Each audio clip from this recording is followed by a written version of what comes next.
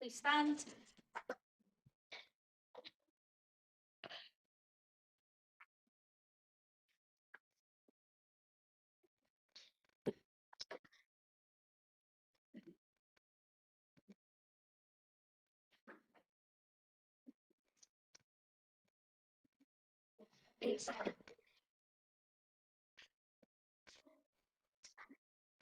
Good afternoon, Dr. Kennedy. No, it's not. Thank you, my lord. Dr. Kennedy, first things first, did you manage to find a reference in the IMT minutes about a case definition? No, I can't see a formal case definition. Anything close to that? Yeah, so the 20th of December, so the first meeting. 20th December 2018. So Yeah. that would be page 245 of bundle 1.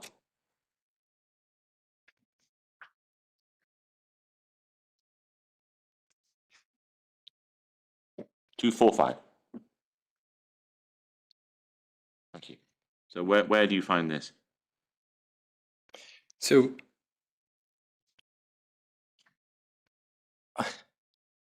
under some of the redacted bits, actually, I have the unredacted minutes. Well, give me a second. In that general situation statement. Although I'm not going to display it, I have access to the unredacted minutes. Let me just get it in front of me, and then you can say what you might mean. Hopefully, you're not going to say anything that identifies a patient, but I'm going to have to trust you on that. So,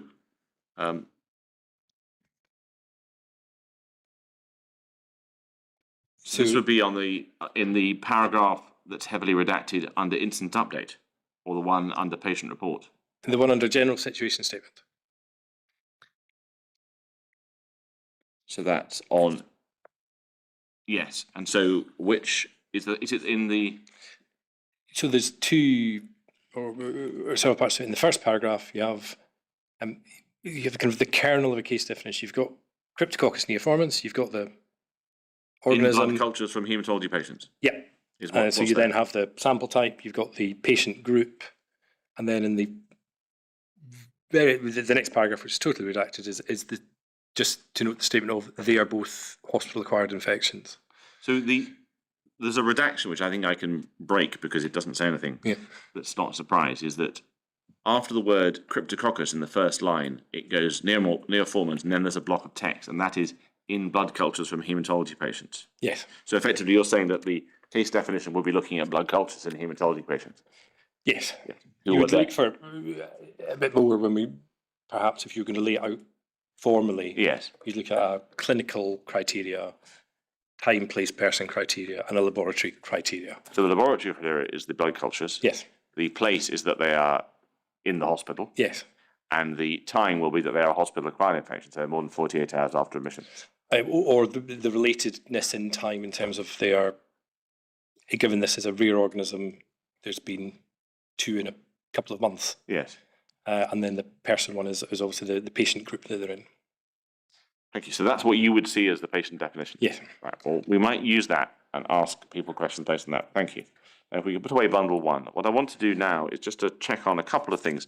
In your evidence, when I was asking about hospital-acquired infections, you mentioned that we talked briefly about a 30 days. Do you remember you discussing how healthcare-associated infection might be a case that's 30 days before? So I might have a blood test, and then they go into hospital 30 days later, and it'd be a healthcare-associated infection. That's roughly what you wouldn't necessarily need the hospital admission. Right, but is it the 30-day thing? Is that from a published piece of HPS criteria, or is that just an example? It's from published criteria. So there would be multiple different criteria. Within the 30 days, they have to have something that associates them with healthcare. Yes. Right. Thank you.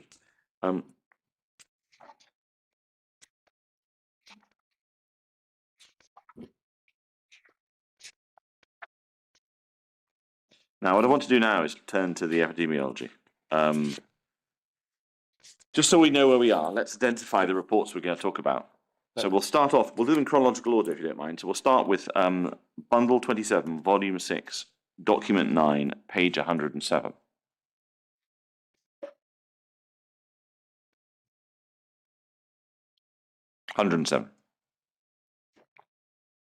Yes. So this, we understand, is a presentation by Dr. Peters and Kathleen Harvey-Woods that was given to a haematology meeting that Professor Gibson refers to in IMT, and that you've explained that you'd acquired by October Yes. as part of Dr. Peters' efforts to bring everything together. So I don't think I had the presentation, but the related report. Well, let's look at the report just so we make sure the right thing. So that's bundle 6, document 27, page 95.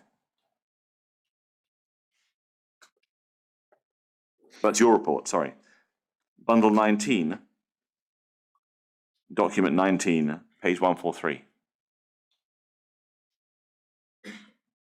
So this is the report that you saw? Yes. Right. Now, you've had an opportunity to look at the presentation, which Ms. Harvey-Wood discussed at some length when she gave evidence last week. Yes. And would you accept that they're broadly the same data presentation, although there may be some differences of detail between the presentation and this report which you've seen? Yes, my reading of it is that presentation are exerted graphs from this report. Right, thank you. Now, what we then have is the document that you produced, which I went to by mistake, which is bundle 6, page 95. And this is your October 18 report. Yes. And this is produced early in October. I'm just checking. Is it produced before Dr. Peters effectively gets you the other documents? Is she reacting to you, or are you preceding her? How does the chronology work? Yes, I've sent it to her, Dr. Inkster, before I've seen. So before you've seen Yes. Peters Harvey-Wood, you've done this, right? Yes. That's helpful. We'll come back to the detail in a Yes, moment. and the date's in the statement somewhere. It is, yes. I think it's the 1st of October. Or certainly the first few days of October. Yeah. Now, if we then go to bundle 7, document 5, page 194, we have a situational awareness for wards 2A, 2B of the Royal Hospital for Children, NHS Greater Glasgow and Clyde, and it's dated the bottom June 2019. But we have evidence from Miss Emery, from Dr. Emery, from ARHI, that this was provided to NHS Greater Glasgow early in 2019. Yes, I recall first seeing it in January 2019 when it was sent to the board to check for factual accuracy. Consistent with Dr. Emery's evidence. Now, if we go over to page 205, we have an appendix, which is the report, the epidemiology that we're going to come to in substance in a moment. So you'd have seen that in January 2019. Yes. Yes, right. We then have your second report, which is bundle 6, document 28, page 104. And that's the July 2019 report. You were just giving evidence about trying to raise it as an IMT in early September 2019. August, sorry. 2019. We then have a 5th document, which is another HPS report which is dated October or November, depending which date you believe, 2019, bundle 7, document 7, page 250.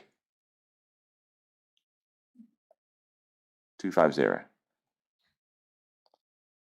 And that's from October 2019, and I think we also have a draft.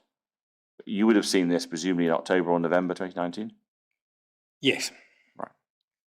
Now, we also have, and I'm going to touch on it briefly, but you've given a detailed response anyway, so I don't feel I need to rehash it, a report by Mr. Mukherjee for the inquiry, which is bundle 21, volume 1, page 3.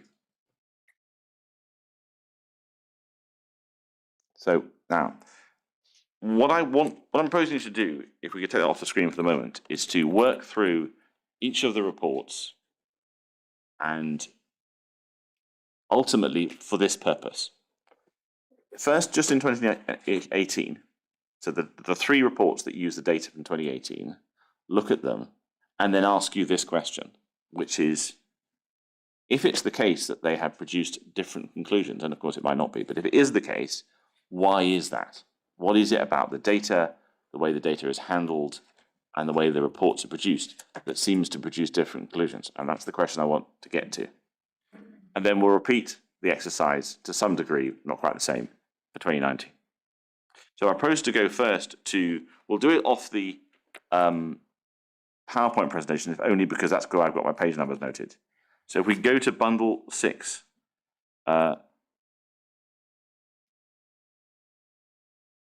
page 95,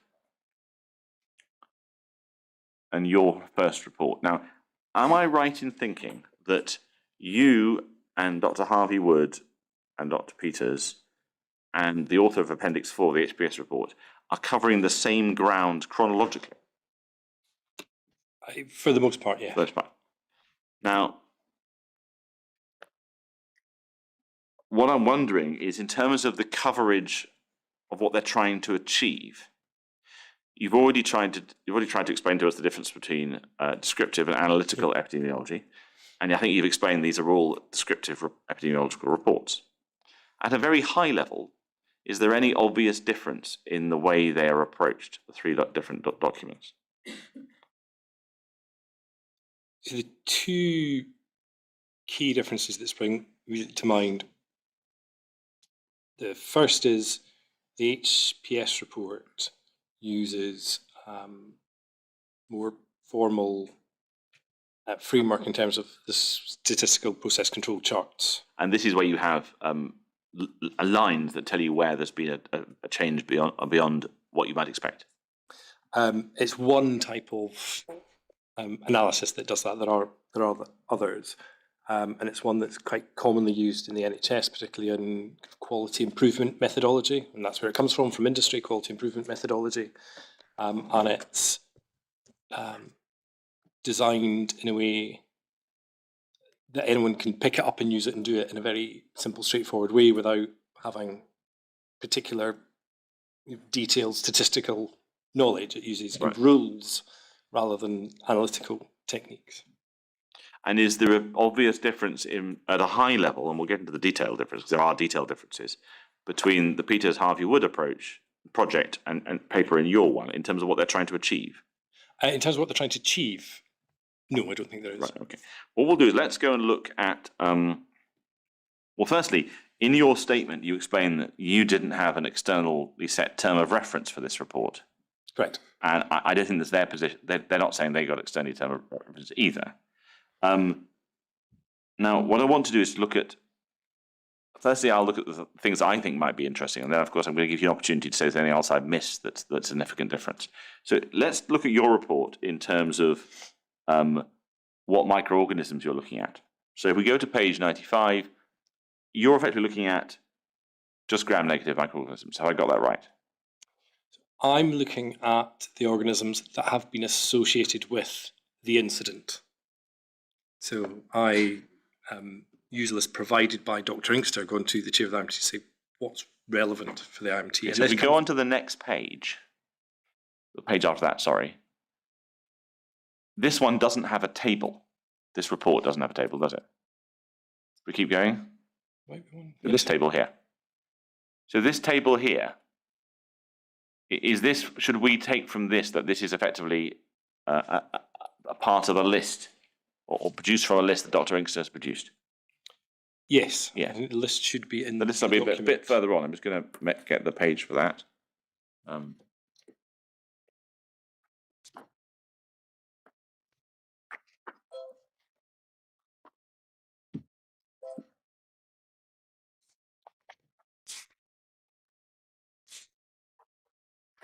I don't think the list is in this report, but it might be in the second report.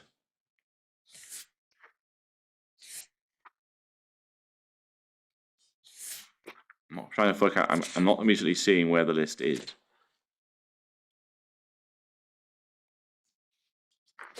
But you are very clear that the source is Dr. Inkster. Yes. And so, in essence, if we are looking at the first on that table on page 98 that we've got on the screen, Klebsiella pneumoniae is there because Dr. Inkster put it there, effectively. Yes, although I'd go beyond that and say this comes back to the case definition Right. question. So these reports are, because they're to assist the IMT in its investigation, I only want to look at generally the organisms or the patients who have caught infections with the organism.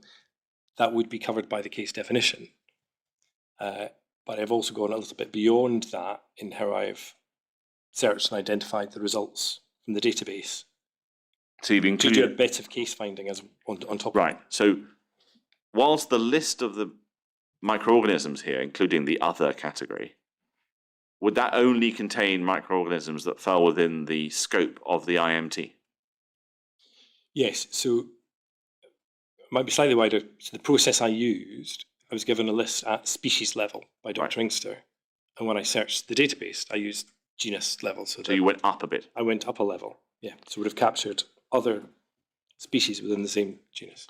So in the case of, in case of Enterobacter, there are multiple different species of Enterobacter. Yes, and Pseudomonas is a good example because there are infections with other Pseudomonas species, Pseudomonas putida, for example. So you've taken the species that are on Dr. Inkster's list, and then you've widened it to include every infection in the same genus as the species on Dr. Inkster's list. Yes. Right. They'll be reflected in this table. Yes. And obviously within other are a lot of ones, just one case. Right. Now, if we go to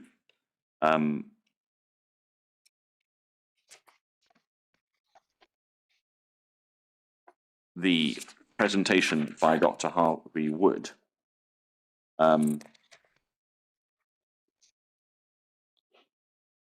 which would be page 116 on bundle 6.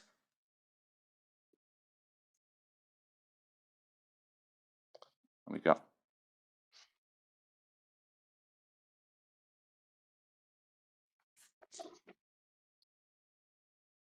Sorry, bundle 27, volume 6, page 116. Go to page 116. So we have a list of environmental organisms here.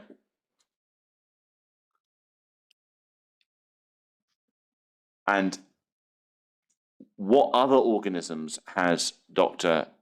Peters and Dr. Harvey Wood used in their presentation?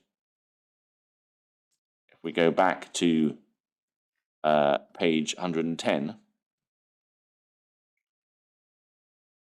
fact, maybe we should go to the report. It's going to be easier, isn't it? So that's bundle 19, page 143.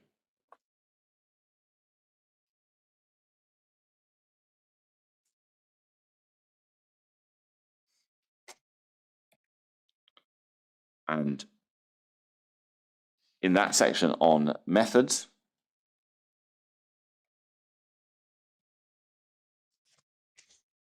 if we see that they've included more, is there a different approach to the microorganisms involved that we see through the various tables?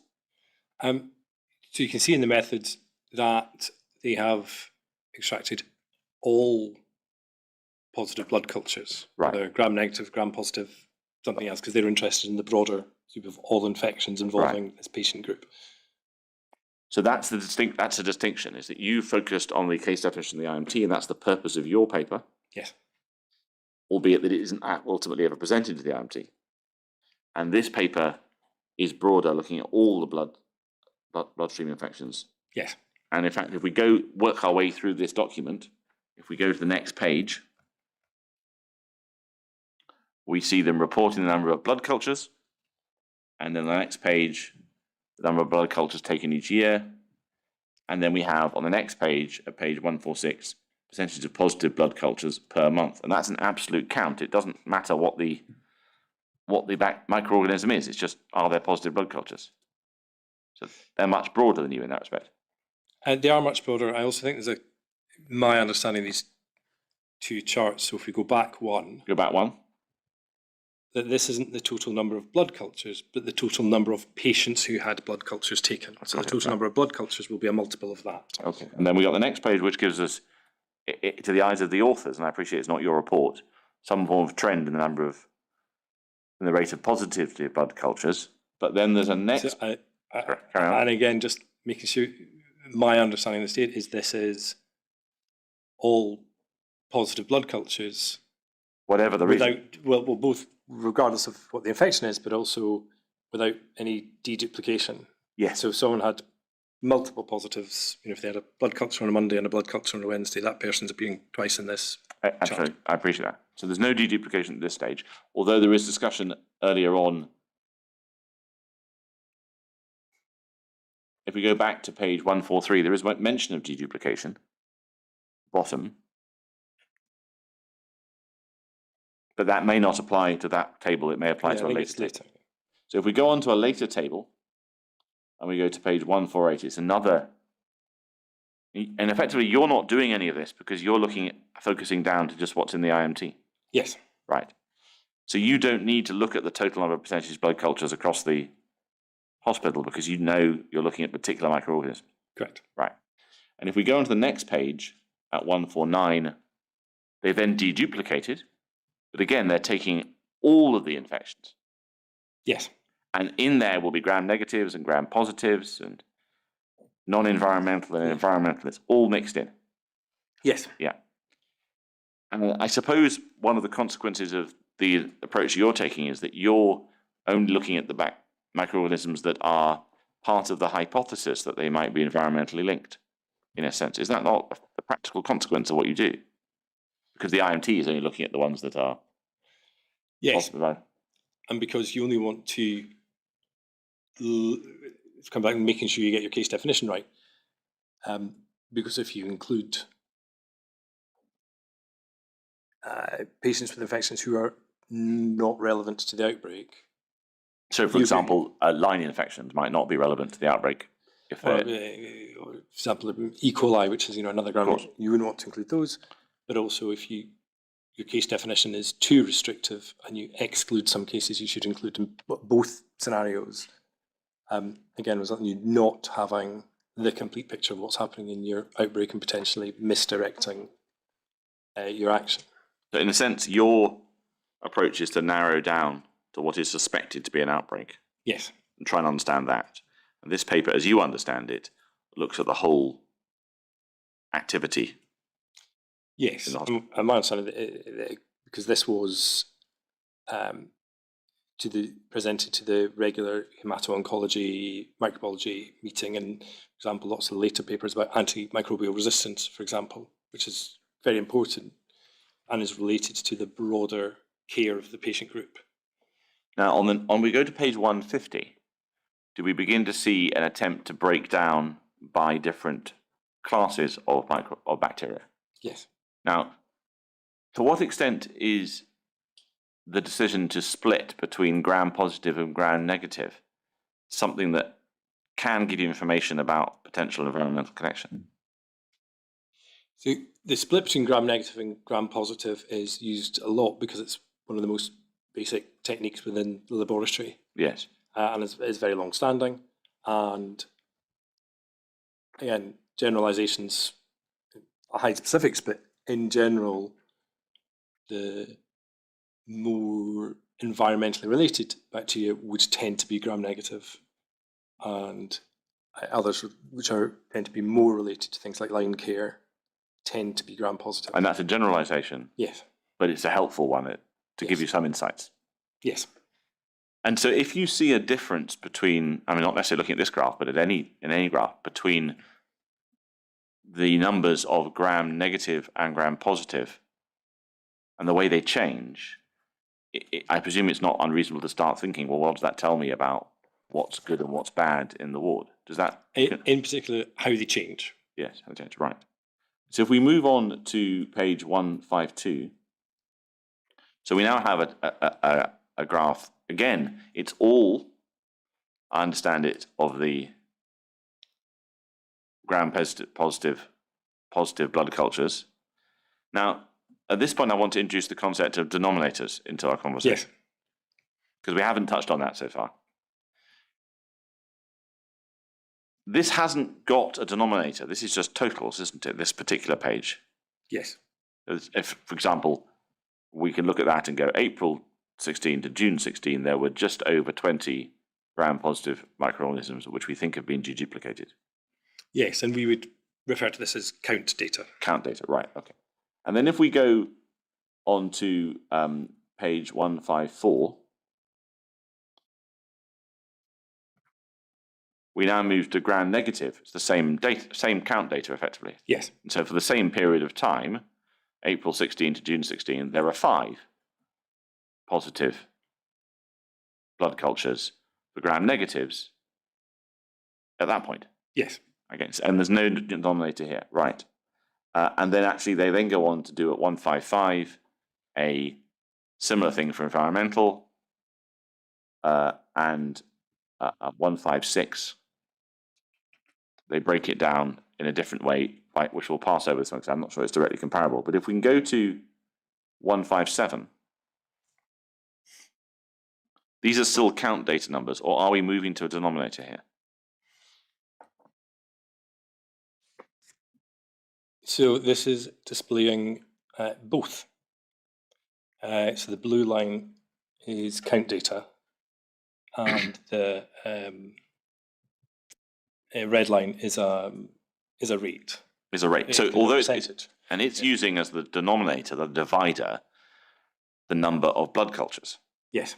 And you've used occupied bed days. Yes.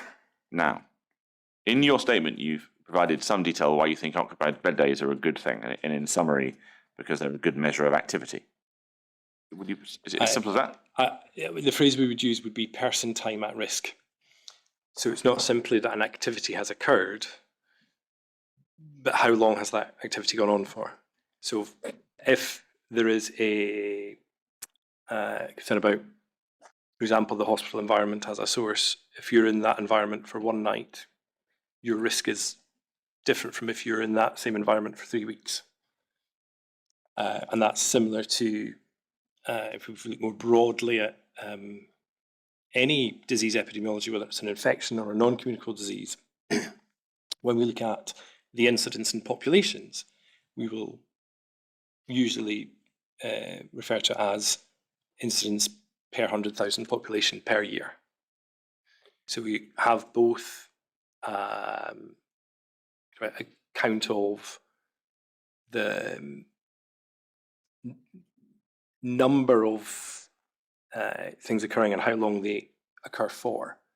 If I give another relevant example in terms of hospital infection, we sometimes use, and this is what the CLABSI data uses, is line days. The number of days they've got the number of days the line has been in for as the denominator. Dr. Kennedy, could you just give me help on I think, a very basic thing which I no doubt should know but don't. Now, we're looking at a graph 10 in Ms. Harvey Wood's presentation, and you point out that the red line is a rate, as we can see. It's a percentage of blood cultures. Now, as I say, I should know it. What is the trigger point or decision point which leads to a blood culture being taken? Because what I'm understanding it is it's a percentage of positives in the total number of blood cultures. So can you tell me what leads to a blood culture being taken?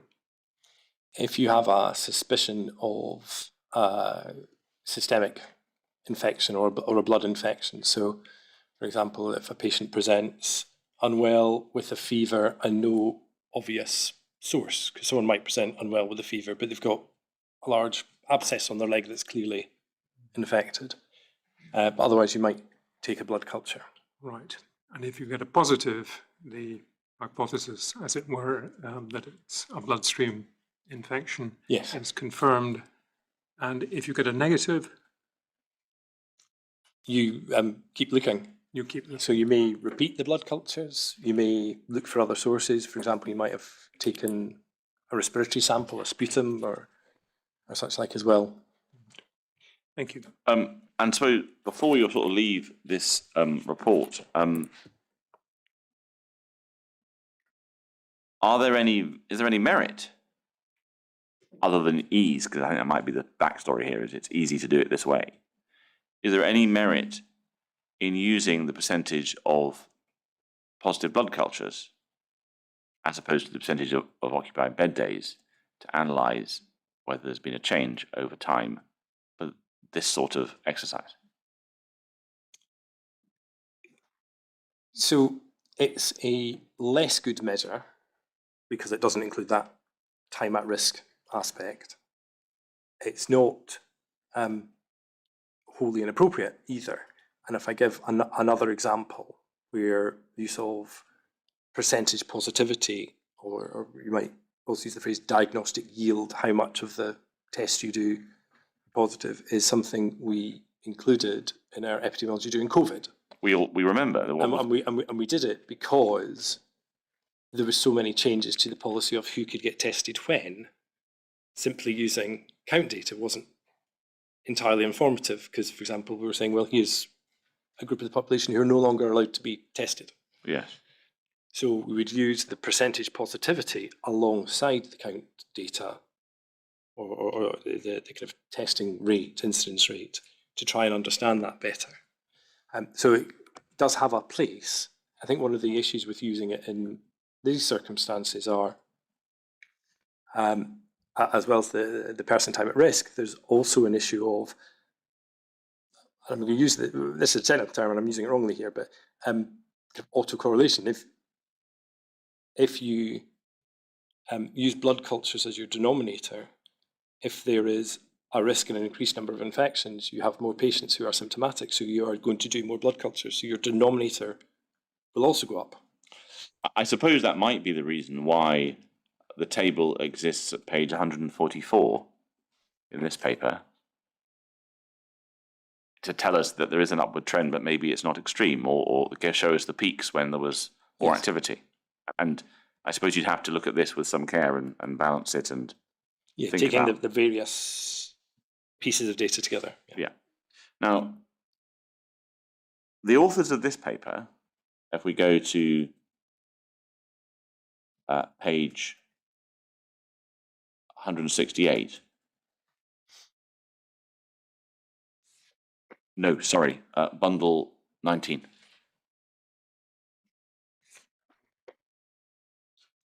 166, please.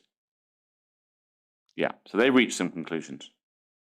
And they notice a significant increase in bacteremia rates in 2015 with a peak in April, June 2016 with a static population. And they make certain conclusions. Now, I appreciate that this hasn't done bed days. And I appreciate that this hasn't focused purely on the IMT case definition. It's taken a broader approach. But I suppose the advantage of taking the broader approach is that it's been able to look at gram positives as well and look across the whole piece. Would that be a fair point, a benefit of this sort of piece of work? Yes. But the disadvantage would, as you just explained, was that your denominator is at risk of being multiplied as everyone worries more and takes more blood cultures. Yes. And I think it also creates the issue with the last phrase on the first bullet of with a static at-risk population, because later on through 2017, maybe end of 2016, it's on the charts, the total activity, the number of bed days actually goes up. Right. So there is a higher at-risk population at that time. But the overall conclusion of, particularly comparing across in terms of gram negatives, and my report, there is a peak in 2017 and there's a peak in the first quarter of 2018, and that conclusion is the same across both reports. Now, they haven't expressed a view about whether there's a difference between pre-move to the new hospital, as far as I can see in this paper, and I wondered if you agree with me. They haven't actually said that, although the time is covered in the graphs. There's no reference in the conclusions to there being a change since the change? It's not in the conclusions. It is suggested by that red trend line on the earlier chart. And I Yeah, can't so we remember went if back there's to a page commentary on it. 157. Oh no, the first one you mean? Yes. Yeah, So the first trend line there, which is page 146, suggests with the caveats you suggested there is some form of increase going on, but we don't know quite what its cause is. Yes, and I think you have the trend line and you have the month of the move to the new hospital marked in red. Yeah. So there is clear an indication from the chart that that's being thought of, even if it's not in the conclusions. Yeah. Although I'm not sure the appropriateness of having a trend line that crosses the two hospitals. Well, that's an interesting question. So we take that off the chart. We'll move on to onto the next reports in a moment. But Miss Harvey Wood gave evidence that there's a clear upward trend in positive blood cultures in the hospital, and that's something to be worried about. Now, is that something you'd accept or disagree with? How do you react to that? So I'm not sure I would use trend in the sense of, Right. of that red line drawn across the graph. I think there is clear indications of, particularly 2017, 2018, a much higher rate of positive blood cultures or bacteremias occurring. Why wouldn't you draw a trend line across the change of location? Because that seemed to be what you were just saying a moment ago. Yes, because the trend should be about the trend lines are continuous, and there's a discontinuity when you change to the hospital. Right. So you might have a trend line for the old hospital and a trend line for the new hospital. And then you look at the difference, but Yes. you wouldn't run the same line. I see. I suppose you could have a trend line for more than one institution, depending on what you are wanting to demonstrate. Depending on the purpose of, It what is the depends aim on- and it objective depends on the of your purpose study. of the trend line. But your observation would seem to be opposite, where we're considering whether the conditions in the second institution are in some way different or produce a different result from the situation in the first. Yes.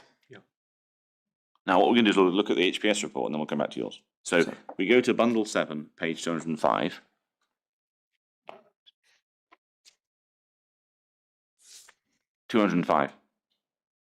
So you've already explained how you saw this in January of 2019. You've explained in your statement how, in a sense, it was for some reason late. You saw it when it was being checked, presumably by you, I suspect. And a number of other folks, yes. Yes. So, and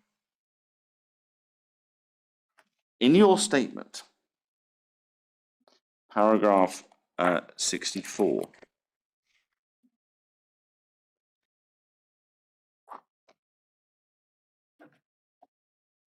On page 138, your statement. You see how, when you're discussing, as it were, the delay in the HPS report, you explained that Annette Rankin's going to do a root and branch review, you've described it, that would involve a comparison with Ward 2A in the Old Chehanian Ward, York Hill Hospital. Yes, that's the wording from the minute. Yes, and so that's before you see this HPS report. Yes. So if we go back to the HPS report in bundle 7, is this, as you understand it, attempting to be some form of comparison between Ward 2A and the Old Chehanian York Hill Hospital? So I think that root and branch view is the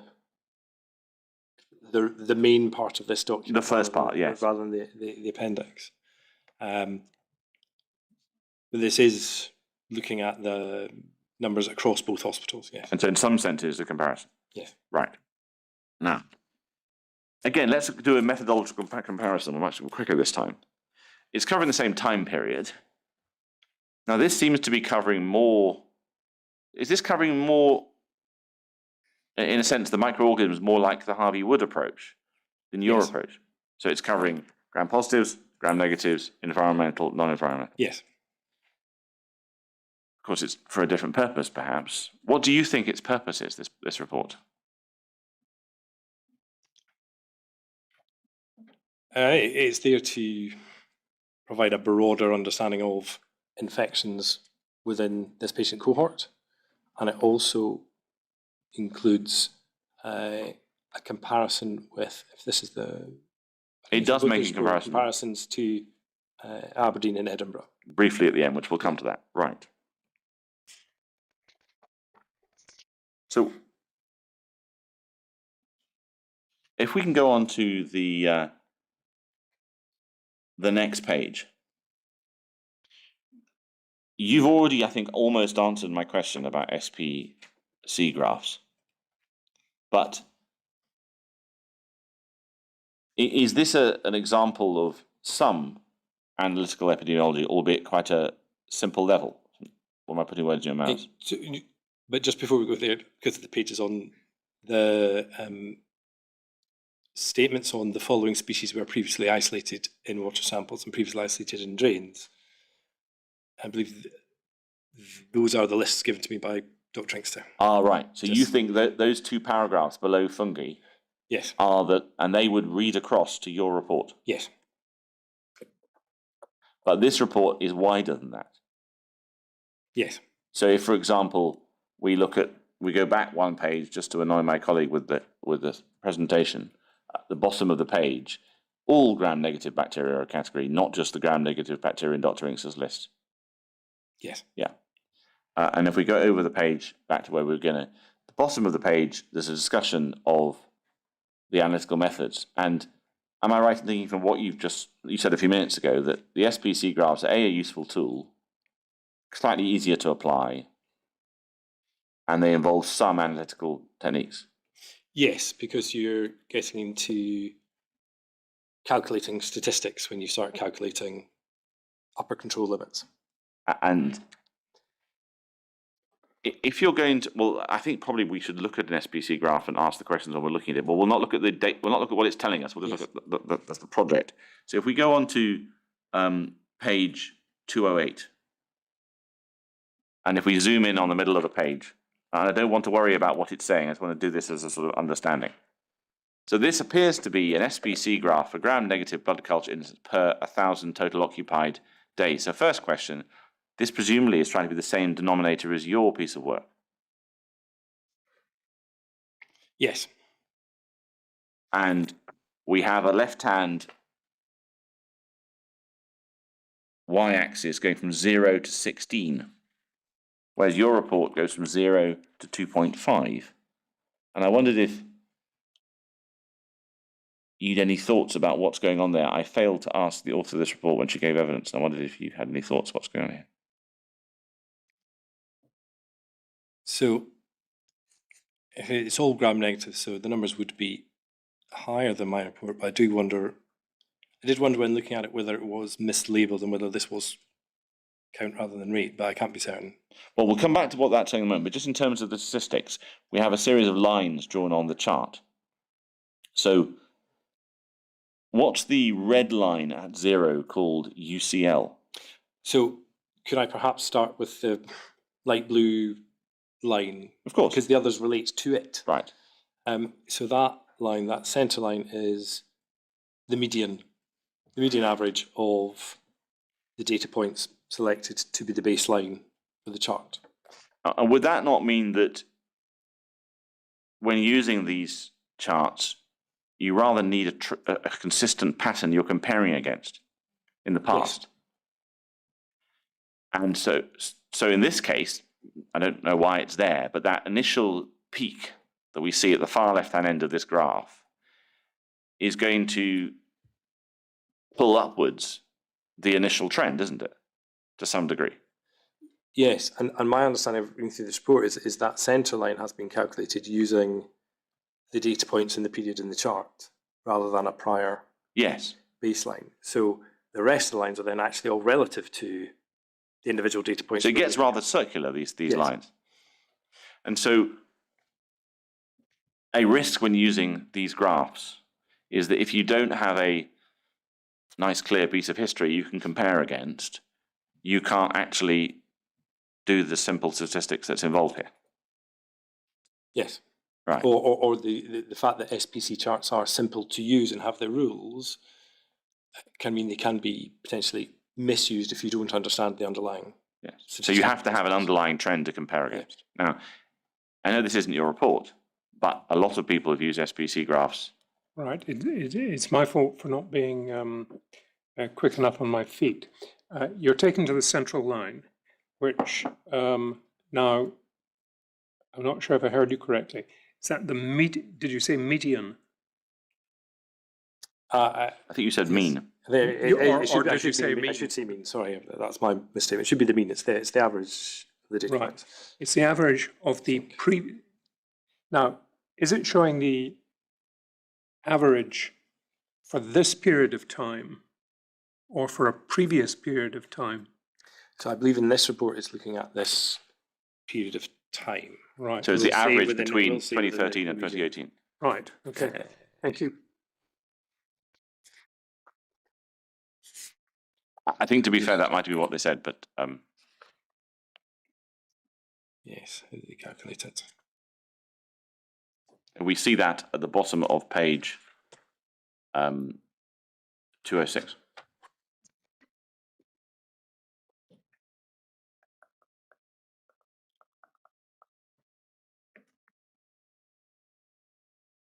So the centre line of the SPC was calculated as the median of the Yes. monthly rate between July 13 and June 18. Yes, so it is median and it is for the period in the graph. So you have, as you say, this circular aspect to it. So this median line from which the others are flow, we'll talk about what they do in a moment, is affected by both the events at the left-hand edge and the events at the right-hand edge and the events in the middle. Yes. Right. We go back to the page. Yes, we go to the page, and you were telling us about the other features of the graph as for the SPC. Yeah, and then the other lines are then calculated from that centre line. So the orange line above the centre line, the upper warning limit would be 2 standard deviations from the centre line. And then the upper control limit is 3 standard deviations. That's the kind of way you calculate them. And then you do the same down the way, because you're also interested in any sort of unwarranted variation that goes too far lower, because that might be a concern about, for example, underreporting. If suddenly all the infections disappear way down here, it's something else you might want to look at. Is there any particular reason that the orange line and the red line are not straight on the graph? Why is that happening? So again, it'll be to do with how they are calculated.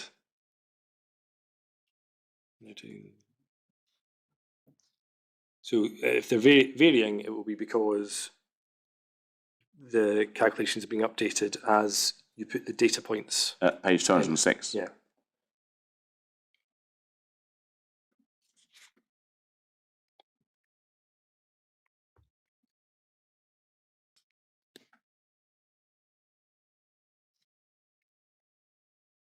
And it doesn't seem to explain that. It just explains what the upper control limit is, 3 standard deviations. So perhaps we'll pass over that because you're not the author of this report. What I wanted to understand, though, is really to do what you'd already touched on, which is to try and see why it is that your report shows one thing and these graphs show something possibly different for the period of time. And we have a visual aid, which I think you've been provided with. If not, my colleague will pass you this. So we'll put this on the screen for the benefit of everybody else. So this is bundle.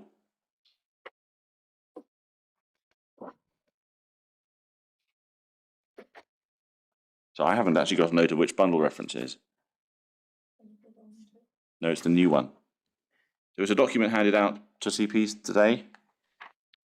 They should all have this on their computers. I think it's on the inquiry website as a separate document. It is, yes, but I'm just making sure my colleagues aren't looking confused, which is important. Right, now, so again, Claire, if I'm wrong here, but your table at the top, figure 1, and we haven't come to your report yet, but your figure 1 of your report appears to look at gram negatives, albeit selected gram negatives, between July 13 and July 18. And the HPS report below appears to look at all gram negatives between July 13 and July 18. And I'm wondering, apart from the problem about potentially a mislabeled y-axis on the HPS graph, whether the differences in the shape between the two are possibly only because your report is focusing on selected gram negatives and theirs is focusing on all gram negatives. Can you think of any other reason why the main line would be different for these two figures? I would probably start by pointing out the similarities Right. in them. And I think when looking at my chart, it should be the dotted blue line, which is the organism count. The organism count, so the total number of organisms, rather than the red line, which is about the number of patients. So the blue line is higher because patients have more than one infection. Yeah. So you can see there on the July 13 or August 13 perhaps, the matching peak to that first peak in the... No, please don't do that. Keep the whole thing on the page. We see on the HPS chart where it crosses the upper control limit for the first time, that red diamond on the far right-hand side? Left-hand side. Quite left-hand side, yes. Corresponds. You can also see the two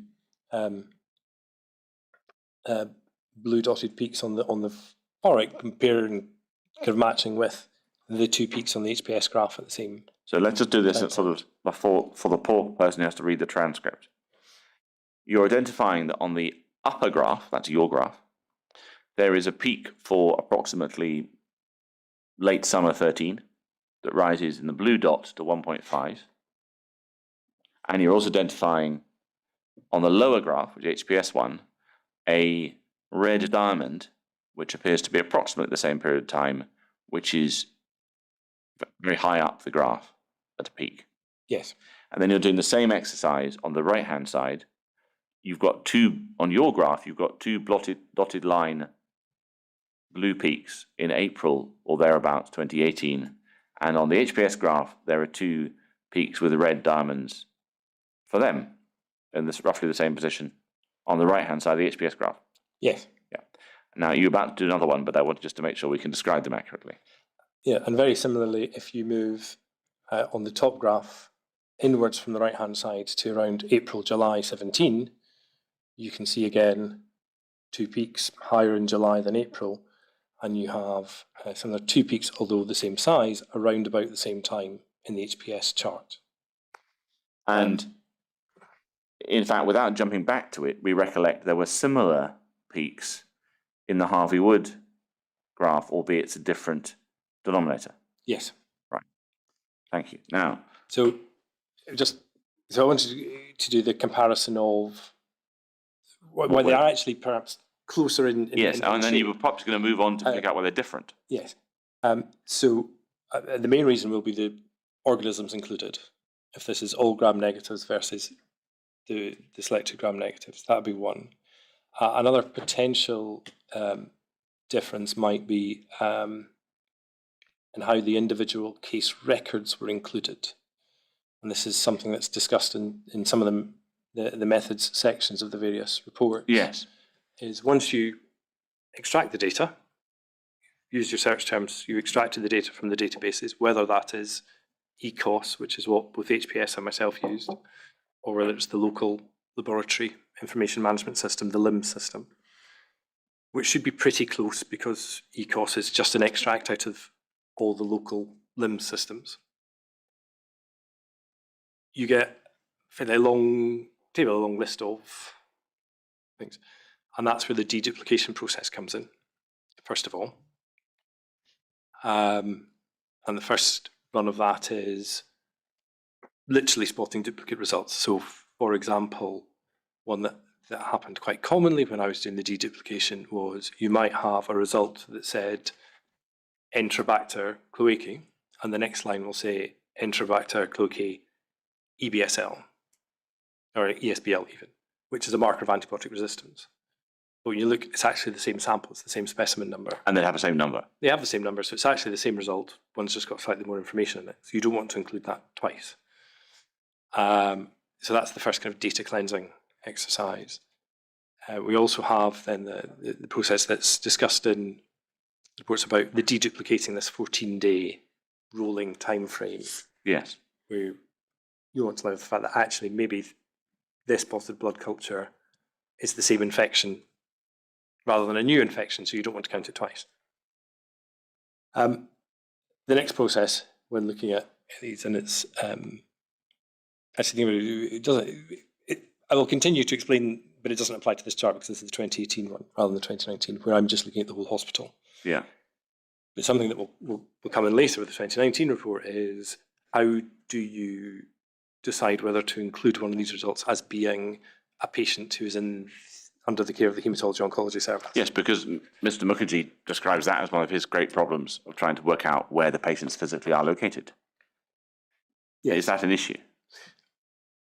There are, again, different ways of doing it or different steps in doing it. So you can use the ward location, which will be on the ECOS report, for example. It will tell you which ward they're in, and we know which wards haematology oncology patients are in. We also know who the haematology oncology consultants are, so the consultants will be attached, name will be attached to the record. But what you can do is use more than one of these. So when I was doing the 2019 update, I used a 4-step process in doing this. So I had all the results from RHC, and the first thing I looked at was ward location. And if they didn't have, so if they had a haematology oncology ward location, they go in that bracket. Right. I then, those that were left, I then looked at the consultant. So if it's And if haematology they then had a oncology consultant, they then moved across. Right. What I then looked at was the clinical description of the reason for the test, which is included in the ECOS download, which gives an indication of what their underlying condition might be. So, for example, if it said something like neutropenic sepsis, that's a condition that I would strongly associate with haematology oncology patients. So they would move into that bucket. And then with those that were left, I went and looked at the individual patient records to see what their underlying diagnosis was. Right. Which is a more involved process than either HPS or Dr. Peters and Dr. Harvey Woods used. Or even Mr. Mukherjee, Yes. because he didn't have access to either. So you could do that because you had access to the system. Yes. Right. So I would have slightly more cases, a small number that would be there. Now, I suppose I would just, sorry. I was going to go on to your report, but do continue. I just wanted to make another observation on the comparison between these two charts, and I suppose one of the potential dangers of SPC charts. And in our practice in public health, we do trend monitoring of certain diseases, but we don't use SPC charts. We use, because we happen to have the resource with an epidemiologist, a more sophisticated method that's used by UKHSA, but which takes account of some of these issues we've discussed, such as not having a steady baseline and how do you account for a previous outbreak. So there are statistical adjustments you can do to account for those things, Right. which you don't do in SPC charts. The other note in this SPC chart, I mentioned the comparison between the two peaks in April 17 and July 17. In the SPC chart, they're just hitting the upper warning limit, which is, maybe this is something we should think about. It's not up to the upper control limit. Whereas I would look at the work I did and be more concerned about it than I would necessarily on the basis of Because on your graph, the SPC chart might give it's not a reassurance because it's still hitting the warning limit. So you still might want to think about it, but it perhaps could downplays it a little bit. So before we leave the HPS report, I'd like to go back to Bundle 7, page 211, and talk about the final graphs approach that they used, which wasn't an SPC graph, it was this page. Now, I'm proposing that we just zoom in to the top half of the page and keep the heading, please. Thank you. Now, the reason I want to go to this is that Dr. Emery, who produced this, or one of the team that produced this, felt it was quite a significant graph, and she described how it was the type of bacteria that were emerging towards in the later time in the new hospital in 1718 were significant for their reasoning.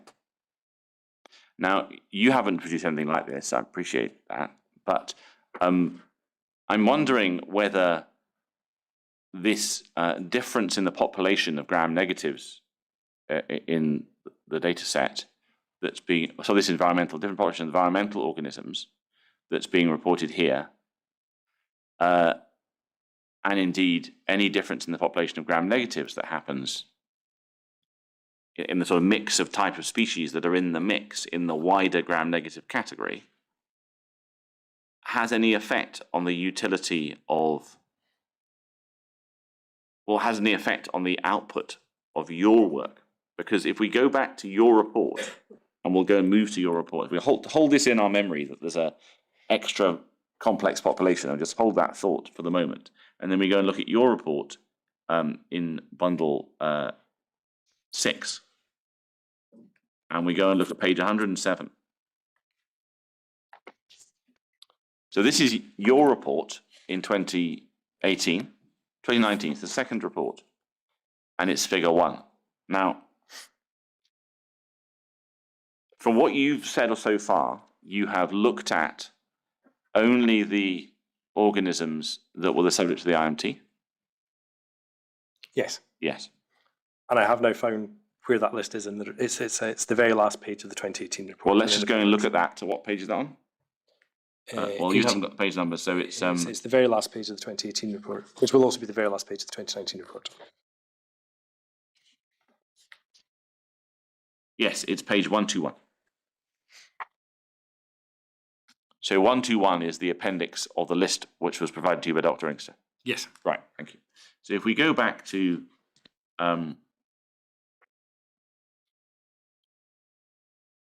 page 107, we've looked at the HPS report and the observation by them that the type of environmental bacteria, and I accept it was environmental bacteria in that table, was different in 2018, 2017 than in the old hospital. But we've heard some, as it were, parole evidence from nurses and doctors involved in infection control, microbiologists, that the type of, well, all the microorganisms were different between 16, 17, 18 and before, and their experiences, it's a different type of microorganism that's coming up, this rareness. In your figure 1, table 1 and figure 1 here on page 107, what are you trying to show? This is your 2019 report. Yeah, and what we're showing is trying to look beyond the headline figure of the selected gram-negatives. What can we say about individual organisms as best we can? And for most of them throughout the period, I think I talked about this more in the 2018 report. Well, in fact, let's go and look at the 2018 report, because I realise that we're actually going to confuse everybody if we do this. So maybe we go back to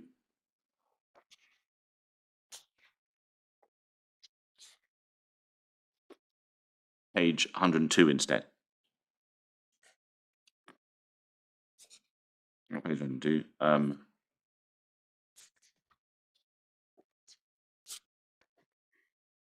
Sorry, page 96. It's easier to talk about it with this graph. Try to figure it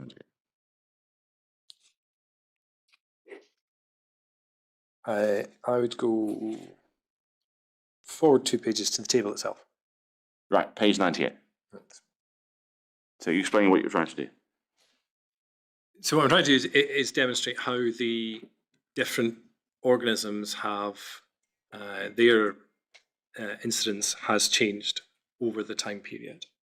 And given so many of them only occur in such small numbers, charting them individually is perhaps not helpful, because if you have, say, maybe one case in 2013 and two in 2015 and one in 2019, that chart isn't particularly informative as a chart, but I think it's important to look below the headline of all the gram negatives we looked at the IMT. And in that table, you can see clear increases in all of the named organisms and the other group, which would be comparable to the HPS chart with the blocks and dots that Yes. we've just looked at. So this is effectively you doing the same sort of exercise, but for gram negatives in your report by means of a table Yes. that they've done with blocks and dots. And effectively what you draw out from this is there is an increase at 2018 in these organisms in 1718 and 1617. Yes. And that was what you reported in October 18. Yes. If we go back to the chart I was trying to show you to, which is on page 96, because your chart goes back to before the opening of the new hospital, it doesn't go very far back, is it legitimate to draw any conclusions from this chart about whether there's been a change in the number of these selected gram negatives between the old hospital and the new hospital, using this report as a basis? So yeah, so it's a 2-year period with the old York Hill and then a 3-year period with the new hospital. I wouldn't use it to say, here's what the normal rate is or the expected rate is, although you can see it's actually fairly stable through 2014 in the old York Hill Hospital.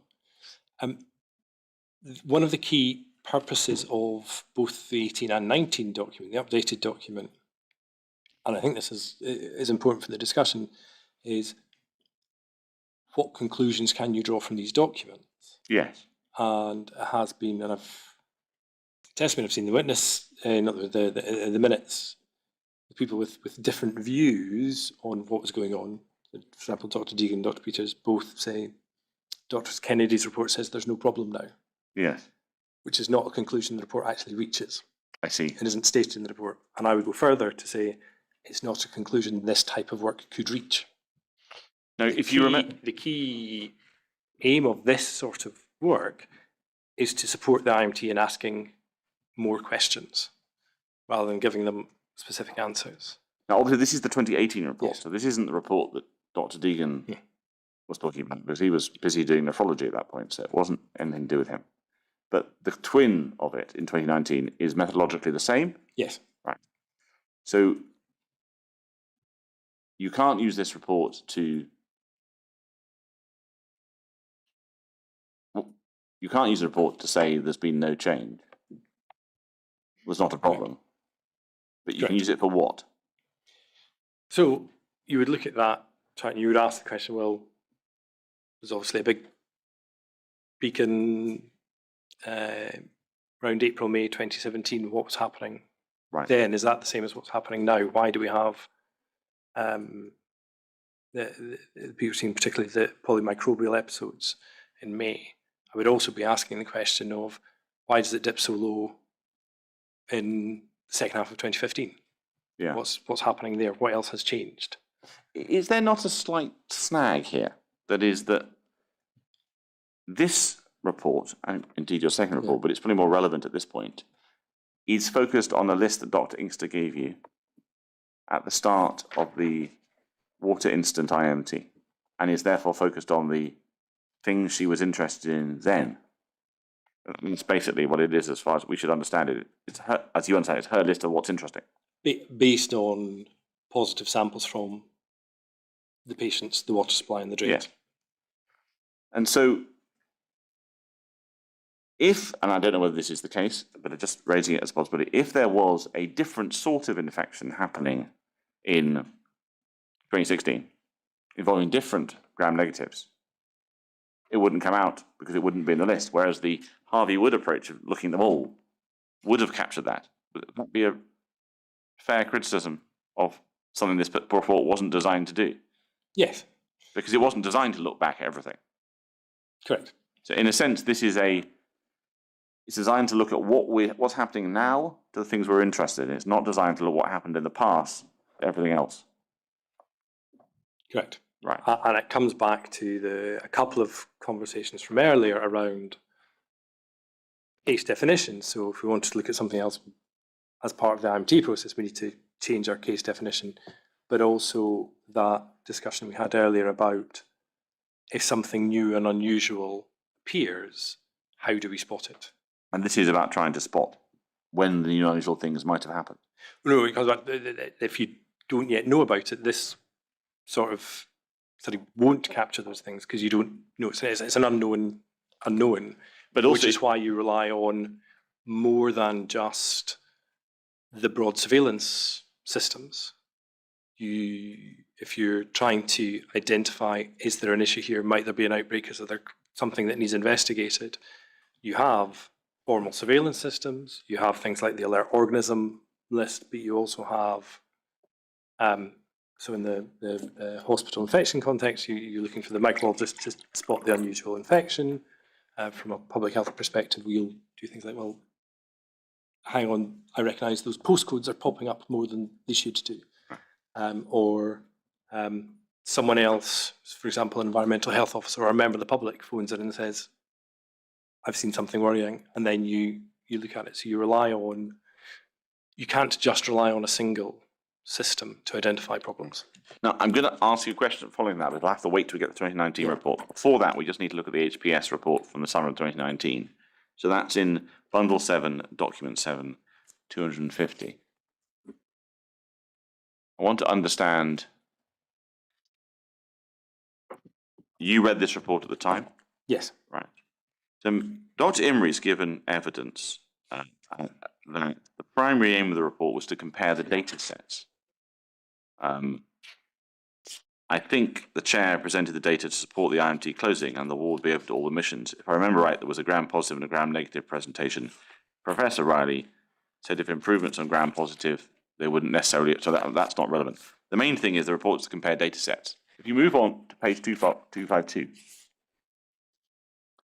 we see, actually it's set out in the methods here, they're looking at all the different data sets. Is this an understanding that you have, that this is a report, the purpose of which is to look at the difference between the CLABSI surveillance data, the ECOS data, the LIMS data, the HPS data set?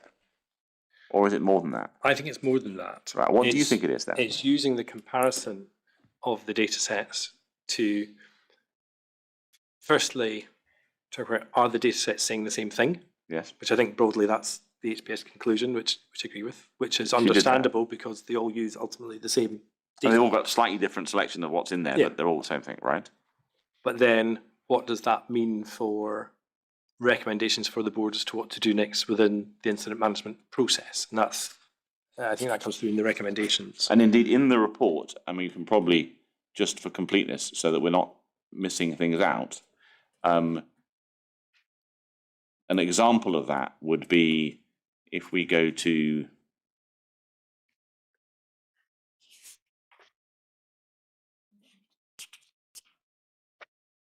page 263.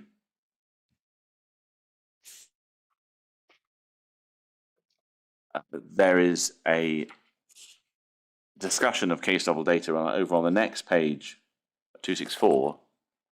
They pull out there was an upward shift of 10 data points in December to March, December 2017, for example. Yes. And then if we went on to page 267, they have a section of the comparison with other health boards. Yes. So there's other bits of data in there. But I suppose what I'm boiling down to is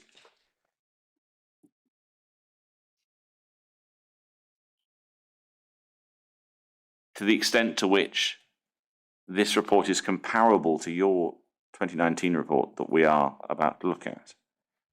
Because you sort of suggested that the 2018 report is broadly comparable, but is perhaps using a simpler set of statistical tools and is looking at all of the gram negative, all the gram positive, etc. is that the same points you would make about this report, or would you say something different?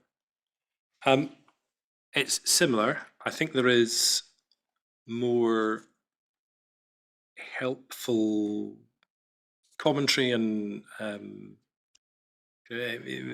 expertise and advice being given by HPS through this report, particularly when it gets to conclusions. I think the key thing is this uses later data than my 2019 report does. It is more up-to-date data. I think there's also a helpful thing to look at in terms of thinking of the box and dot diagram we've just looked at in terms of figure 9 in this document. Well, the only snag with figure 9 is they redacted it rather impressively. So we don't have figure 9. That's on page 268. You go to page 268. Yeah. So that's not a lot of use to us. No. We must get the unredacted one. I think that'd probably be a good lesson. But what I want to do now is move on to, well, let's look at their conclusions at 271, and then we'll move into your report. So do we see in, for example, the bottom of this page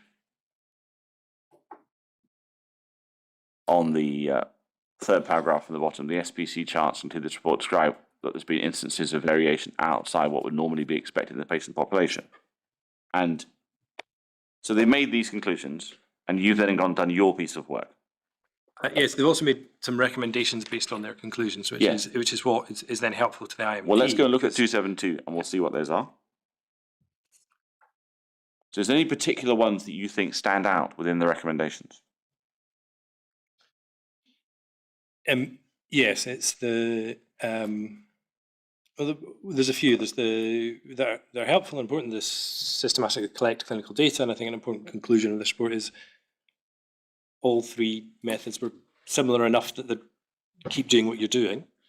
You don't need to change. But I think the key one is the fifth bullet down, which is the one saying should consider current control measures around restrictions on services for newly diagnosed patients, because at this point the ward was closed. New patients weren't allowed to be admitted to the ward, but patients who were already in the ward were still there. And that conclusion reads as close as HPS would say to, we've not seen a justification for you to keep the ward closed. You need to think about reopening the ward. And indeed, they eventually support the reopening of the ward. Okay. Well, what I want to do is go to your report now, which is back in bundle 6. And it starts at page 104. Now, your report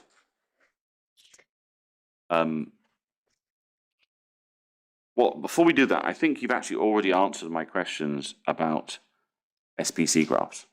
And you've expanded on your discussion about those in commentary about Mr. Mukherjee's report, so I'm not going to revisit all that. I think you've explained what you think they're good for and what they're not good for, so that we won't cover that again. But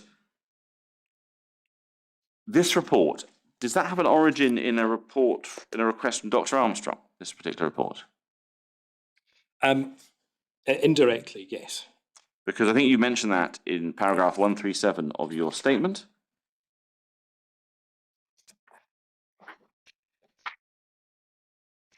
On page 158.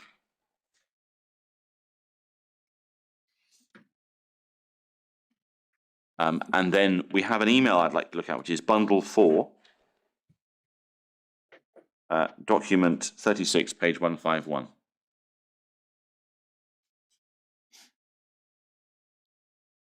So is this effectively part of what generates your report? Yes. And so therefore, does it follow that effectively, the bottom of this page, we have what amounts to an S-bar from Dr. Mathers. And then as a result, one of the outcomes is that you do your report. Yeah, well, the outcome was myself and Sandra Devine met with Dr. Mathers to get more of an understanding of what his conversations with Dr. Inkster and Professor Gibson had been and what he saw as the way forward in terms of responding to the concerns they were raising, as part of which I said, well, if it's helpful, I can update what I did in 2018. For now, I can look at the hematology oncology patient cohort specifically, which I couldn't do in 2018. And given that the IMT is restarted, it's a sensible thing to do anyway. But your report doesn't seem to actually address the issues in the SBAR, does it really? What have I misunderstood? I think it was part of having, again, as many different pieces of evidence as possible. I mean, that was just one slice. My understanding was that Dr. Mathers had also commissioned clinicians within the Haematology Oncology Service to do individual reviews of these cases, Right. and that he was then going to bring together a conversation with, or a group with myself and Sandra and Professor Jones to answer or to look at the second question around, could things in 2017 have been picked up earlier? Was there an issue within the microbiology service? Because the thing that just occurs to me is that it's slightly strange that in March 2019, there's this anxiety that something has been missed in the past, as a result of which many things are done. But one of those is a report, which when it finally comes out in the autumn and is used, it's actually used not to make a decision about the past, it's used to make a decision about returning the wards to normal operations. Is that odd, or should I just not worry about that? Well, I think it can serve more than one purpose. So it's Right. useful for the IMT, but from the work that Dr. Mathers was taking forward, its usefulness is that I could repeat the work, but only looking at the hematology oncology patients. So we'd be able to be clear about what happened in terms of the trend in bloodstream infections through 2016, 2018 in that cohort. But you're using the same It's the same list. data, yes. Because what I don't understand is that I understand why in 2018 you took the list of microorganisms that were of interest to the IMT from Dr. Inkster and did your work on them. And as we've seen, Ms. Harvey-Wood and Dr. Peters did a different thing. They took all the gram negatives and all the all the gram positives and did their piece of work. And I understand you've explained the reason you did it your way is because you were feeding into the IMT and the IMT was interested in those organisms. That makes sense. The same organisms are the list that forms this report. That's right? Yes. But it's a different IMT. Why are you not creating a new list of organisms for the new IMT? And in fact, you're not doing this report for the IMT, are you? Not initially, but it was helpful to share with the IMT as part of this process, so that my understanding would be that the cases from 2017 were already covered by the list provided by Dr. Inkster in that sense. Well, before we and you before can we just see pass that, how sure would you be that be the case? Because 2017 might have been different microorganisms. Did you get a list from Dr. Mathers of what the microorganisms were? No. No. And this report that you produced in 2019 is based on the list of organisms that was relevant in 2018? Yes. And might that be a reason why this report isn't presented to the 2019 IMT? Because it's not been requested by 2019 IMT, has it? No. No, but you produced it early in August and asked it to be presented. Yes. Yeah. It had been passed to Dr. Inkster earlier than that. But it wasn't actually looking at the same microorganisms as the 2019 IMT was looking at. I wouldn't be 100% certain on that, but certainly Dr. Inkster didn't say, you've missed some organisms No, here. but she didn't ask you to do this report, did she? No, but she did have the report. She would No, have but my concern is that I absolutely understand that in early 2018, it would be possible to give you a list of what's relevant to the 2018 IMT, and you do your work, and you've done it, and we've discussed it, and two other people did something similar, and we'll come back to what the difference is between them at the end. But this report doesn't come out of the IMT, does it? It comes out of Dr. Armstrong and the Mathers, SBAR, and this thread. Yes? Yes. Yes. But you're rerunning it, looking at the microorganisms that were relevant the previous year. Yes. And to take one example, Mycobacterium chelonae wasn't on the list, was it? No. No. Now, it was discussed in the IMT the previous year as Microbacterium abscessus, and it was reported to HBS. We have the email, but it wasn't in your list from Dr. Inkster. Correct. I mean, I haven't checked, but could it be there are other microorganisms that turned up in 2019 that aren't on this list? It's a possibility. So the risk there is that a small number of cases are not included in the charts. But it's a different ward. So this is a different ward. And as I'm sure Professor Steele said in the IMTs, there's been a chlorine dioxide system fitted and there's filters. So it's a different environment. And that's right. Yes. And you just told us this morning how it's really important not to keep harking back to last year. But haven't you just done that? You just hark back to last year. You've just rerun the work from last year. Or am I being terribly unfair? So it's about, I take the point of there may have been new gram negatives involved. Well, I think that's partly what the October 2019 HPS report is demonstrating, that actually the 3 or 4 different methodologies actually come up with pretty much the same results, which I think is comfort in terms of was there much missed. But there's also the importance of, back to this point about comparability, if we're wanting to think about what was going on at that time. So that's why it was an update of the 2018 report, principally to look at the hemonc cohort separately rather than the whole of RHC, and taking the opportunity to also update in terms of time. So there was that comparability. And then as a secondary benefit, providing that to the IMT.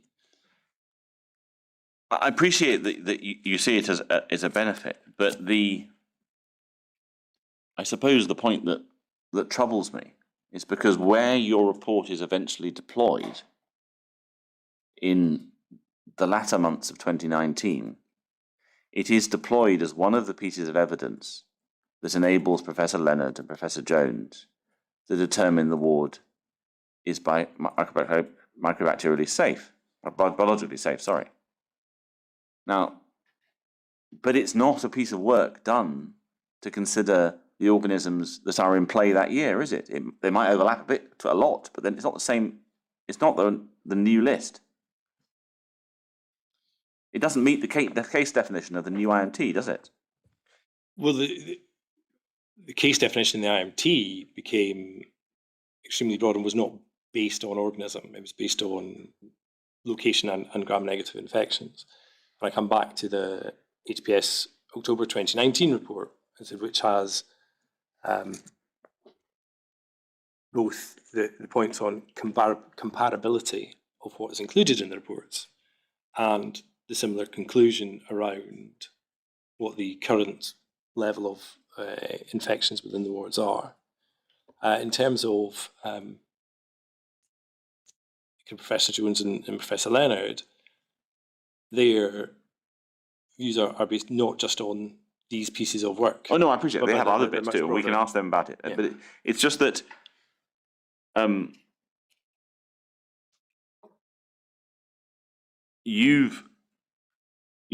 isn't, if the definition of the IMT's case theory is broad, it's all gram negatives, it's all environmental, which I think is the case. You'd accept that. Yes.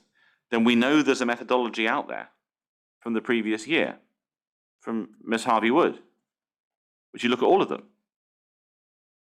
and that's fair, isn't it? That was what she looked at. Yeah. Yes. And again, I would come back to that. There is very little difference in the actual data points included. No, but I suppose I'm very happy to appreciate it to the point that the use of the same list from 2018 versus 2019 is a risk in terms of potentially missing some data points. but I'm not certain how different those two lists would actually be in practice. Because And the worry, I suppose the worry I'm trying to push you on is that decision towards the end of 19 to declare the ward microbiologically safe had many sources of evidence, and I'm only focusing on the epidemiology at the moment. But your report seems to have required a certain amount of totemic value. It keeps being quoted by people. And I hadn't quite realized, I think, until the way you've explained it today, that it isn't actually based on the case theory of the IMT it's being used in. It's based on the previous year's IMT. yes, Now, what that makes me worried about is this, is that the previous year's IMT theory, we discussed it this morning, was the water. yes, The chill beams and the cooling water and the drains were, until after the summer, weren't the issue. The issue was, is the water contaminated?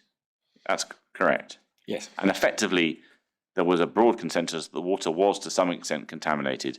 As a result, the filters were fitted and chlorine dioxide was fitted, and that's all correct.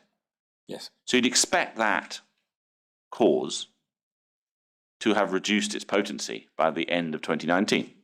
Would that be a reasonable hope? Yes. Right. But the unaddressed problems, the ones that aren't addressed by chlorine dioxide, that is the drains and the chill beams, they wouldn't change because of the chlorine dioxide and the filters, would they? Well, in part, in terms of the drains, they would, and this was a position the IMT took in terms of once the initial work on the drains was completed, that the chlorine dioxide coming through the system would support keeping the drains clean. And in terms of organisms within the drains, it was the Klebsiella and the Enterobacter. So these are more common of the organisms which are included in the report. In terms of chilled beams, that might be a different issue, although in my understanding is the only positive sample out of them was a Pseudomonas, which would have been Which didn't captured. match the patient, I accept that, yeah. But it would have been included in that report. I think the other, and I think you make an important point here, which was what I was alluding to earlier about that this work has gained a kind of totemic status for various people who've got different narratives, which would not be a position I would ever have wanted the report to have gotten to, because I think it overstates the certainty that something like this can give. Yeah, and I suppose part of the problem might be that you, for reasons I think you've explained, start asking it to be presented at a series of IMTs when everything's getting rather strained. Yeah. And certain people latch onto it, and certain people criticise it. You're nodding again for the transcript person. Yes, sorry. Right. Now, one of the things that before we leave your report, your solicitor passed on a message to me that you felt it'd be valuable to compare two of your charts and to draw a conclusion from it. I wonder if we can just look at this. I think it might be interesting. If we go to page 107 of bundle 6. So this is, if I understand it, this is your selected gram negatives from the 2018 list in 2019. Yes. And the table is the updated version of the table we looked at before. Yes. Right. And the next table over the page, what does this show? So this is the same information, but limited solely to the hemato-oncology patients. So you've now excluded anyone else in the hospital? Yes. Now, is it geographically constrained to A, or is it constrained to patient group? So this was the, again, we were confusing because we were talking about this during the 2018 report, the piece about the 4-step process I used. So it was geography, consultant, clinical information on the lab report, underlying diagnosis within the clinical record was used. All 4 of those were used. So, for example, if, and this is entirely hypothetical, you had a patient from the, say a patient with leukemia coming into the hospital who was septic and had blood cultures taken in the emergency department, they won't have the haematology ward listed and they won't have a haematology consultant listed because they've got the ED consultant listed. Bill But they events wouldn't meet the wouldn't have 40th been hour. picked up, but I would have picked them up because I would have then looked at the underlying diagnosis that that patient had and attributed them to the haematology oncology team. So this is is this effectively quite close to attempting to identify the Schahalian Yes, cohort? yes. So And this is the same data as the chart on the previous page, but just limited to the Schahalian cohort.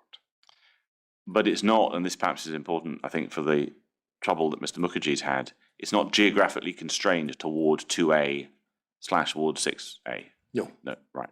Now, what do you think that this extra step brings, as it were, to the level of information we have?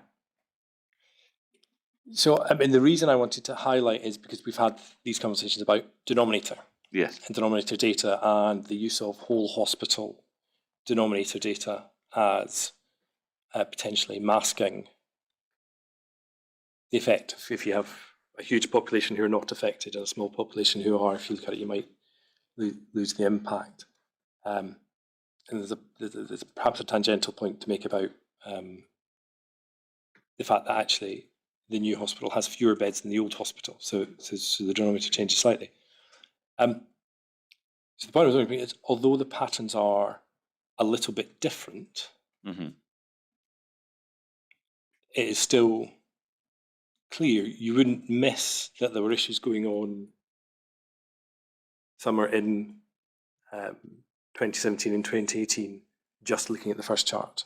No. They are still clear. So that was the. So if we look that's at, the point if we jump back to 107 and jump back again, that the 17 events and the 18 events are still there Yes, in page 108. Yes, please continue.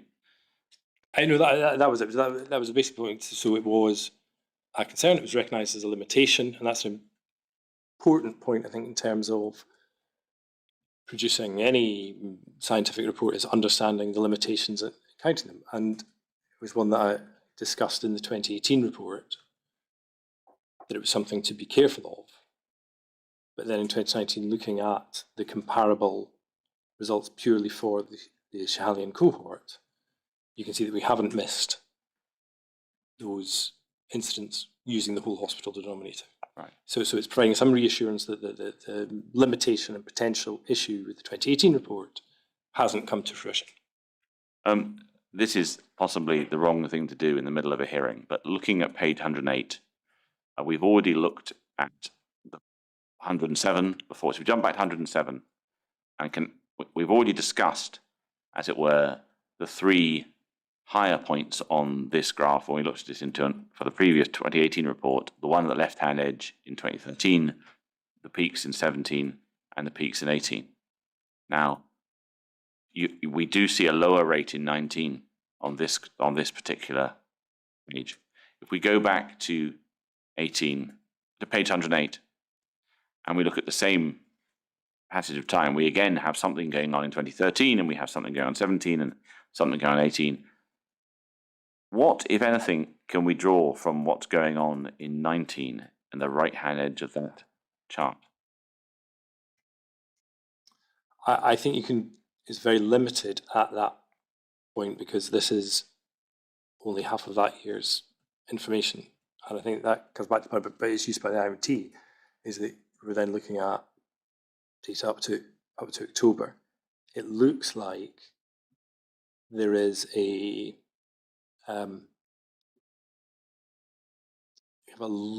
slightly lower certainly than 2018 level, but there's still quite high variability. And that's a comment I'm making the point. There's still quite a lot of variability. So and one in of the things, particular, the intrabacter hasn't gone back. right? Because we see that in the table on the previous page 107. We see Enterobacter is still, okay, it's a table, not a graph, but it still seems just worryingly high in 1890. Yes. Yeah, right. Now, we discussed this morning, the view that, and I recognise you don't accept it, but the view that some of the treating clinicians had that there was a requirement to prove that there was an outbreak.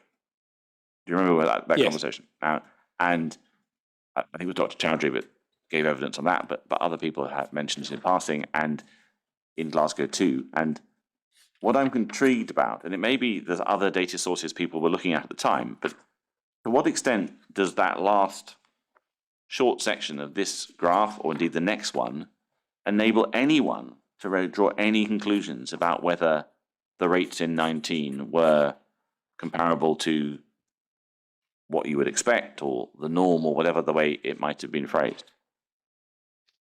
It's limited, and it's but the point I just made of it.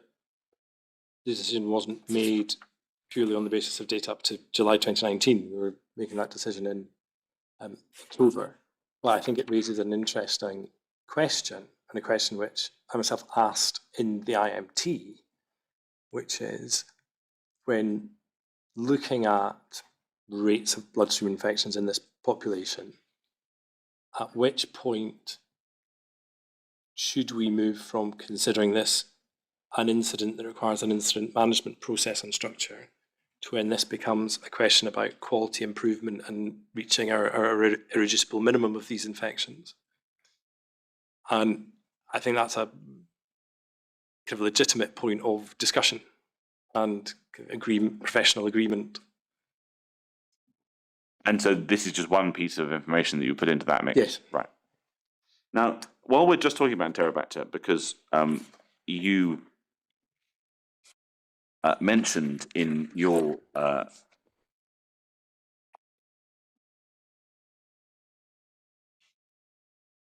that there does seem to have still been an issue with Enterobacter through after the end of 2019, and that we have IMTs for Enterobacter and PAGs more frequently. Is that something you're aware of? No, I wouldn't be aware, as it's the pandemic took over everything. Yes, I mean, should we be worried that, well, obviously we should be worried for the individual patients, but in terms of understanding what's going on here epidemiologically, should we be worried about the fact that to some extent Enterobacter keeps popping up through 2021 in 6A, to the extent there are PAGs that we have in our documents from the Health Board? Is that something that should cause us anxiety about whether there is still an environmental connection going on? I'm not sure anxiety is the word, but it certainly is an issue that requires investigation and control. It's not something that can be put aside. I wouldn't say, well, that's fine, it's just Enterobacter, that's what we have to live with now. That wouldn't be an appropriate response. It's definitely something that needs our response. Right. Yes. Well, let's go to page 111, look at your conclusions. Because obviously, as you say, lots of people have used your report for other things, so we might as well focus on what you think it says. So I think you've already discussed in the first sentence, you've already mentioned that from the previous draft report in October 2018, there's been a noticeable improvement in the incidence of gram-negative infections in the hematology oncology population. You've already mentioned that. I think we've discussed it.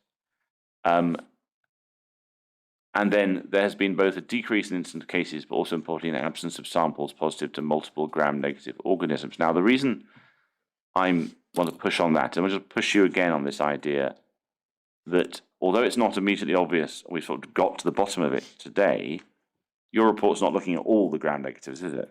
No. No. So we have to read that with that just in our mind. Yes. Right. And then you narrate the structural changes, the chlorine dioxide, the monitoring, the high standards of practice. And then this sentence, it can be hypothesized that all these various measures have contributed to the improvements. Now, if they have contributed to the improvements, might that not be a reason to think that the presence of the things they were trying to fix is part of the cause? So that if chlorine dioxide and structural changes and monitoring and education is required, then the absence of chlorine dioxide, the inadequacy, if that's not the right word, of whatever the monitoring was monitoring, and the education is actually the cause. Is there not a reasonable link you can make at this point? So it was the question of a reverse causation, because we took control measure X, therefore that must be the... Oh, we took a lot of them, in fact. Yeah. So, and I think we did discuss this morning about the early 2018 IMT. The fact that your control measures work is added evidence that your hypothesis of the source of infection was correct. Yes. So I agree with that. I think sometimes I've seen it said that it proves, or because you did this, then why? It almost turned the other way around. You see what I mean? It's perhaps not explaining it the best way. I think we see things. Well, you're having an IMT, therefore you must have an outbreak. To paraphrase, and I don't think you should draw the causal line backwards. Forwards, we had a hypothesis this was the issue, so put in the control measures and they worked. Therefore, that strengthens our hypothesis. That's how I'd phrase it. It may be No, I think distinction without a difference, perhaps, but well, that enables me to just ask you a final thing about this report before I've got a couple of extra questions. It's about York Hill, and we've touched on York Hill, and did you have any involvement in York Hill before? Worked there as a junior doctor, but was never involved in any of it. Because we've had some evidence about the water system from a number of witnesses, and that building and the age of it. But what we've got in Dr. Inks's statement is she makes a substantive point, which is that my point was that York Hill was a very old building. I knew the water quality at York Hill was very poor because we had really high Legionella counts. They had not looked for gram negatives, but it was the Legionella counts that suggested the water was a problem. Now, if it's the case that the water quality in York Hill was poor, would that in any way reduce the utility or affect the way you understood comparison, as people do with your graphs, of what to think about the left-hand end? Does that affect the way you should think about it? Yeah, I think it adds to context. Right. I don't think it necessarily changes utility, and I think it comes back to the question on what is the minimum we're trying to achieve. And it may well be the legitimate point that what we could achieve in the Old York Hill is higher than the legitimate aim that we want to achieve. So it's sort of less good, as it were. Yes. So therefore, if York Hill was old and had its problems, you ought to try better in a new building. Yes. Right. Now, the final thing is really to give you a free opportunity to say at this point, to tell me the things that were said in the INT of 2019 about your report that you think it shouldn't be used for. In a sense, what shouldn't we use your report to do? I think that the key one is the one I've already said. You shouldn't use the report to say a definitive answer of there is no issue, or there is definitely an issue. It should be used alongside other pieces of information. So other things I think would have been helpful for the IMT. So there's a mention in one of the email trails about up-to-date case data and epi curves available from ICNet.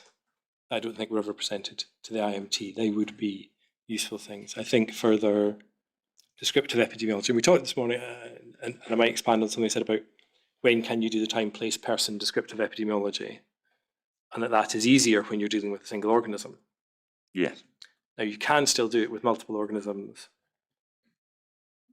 based on your case definition within the IMT, and I think there is actually a good example of that in the case note review chapter on descriptive epidemiology. I think it might be chapter 4 of the case note review. Right. You do actually quite a nice piece, detailed and quite nuanced piece about the descriptive epidemiology. So obviously they have the benefit of doing that 2 years after later. the reactive processes have finished. But certainly it's the sort of thing that you could do during an incident management process. You wouldn't want to or need to or have the resource to update it every time you have an IMT, but it's something that you could keep regularly reviewed. So the only thing I want to do now, before I ask you some questions about whole genome sequencing, is just that I had forgotten that the heavily redacted section from the HPS report is available elsewhere. So we go to bundle 7, page 232. So I'm assuming you've seen this table before. Yes. And so what is it trying to show us? This table or the one over the page, which I think is the gram-negative specific. Yes, let's go to the gram-negatives. So this is it is similar to the box and dot diagram in the previous report, but I think this is a better graphical presentation of that kind of data. And we have 3 columns, one representing the time in the Old York Hill, one representing the 2A, 2B, and one representing the one on the right representing the time during the decant. Now it's important when looking at this to remember that those 3 columns represent different lengths of time. Yes, of course. So it's 2 years, I think, for the first column, 3 years for the middle column, and 1 year for the right-hand column. But you can see quite neatly there the way, because although there are individual incident numbers written on the chart, it's actually percentages and adds up to 100%. You can see the way the mix of organisms changes over time and in the different locations. And you can see, for example, the way Klebsiella has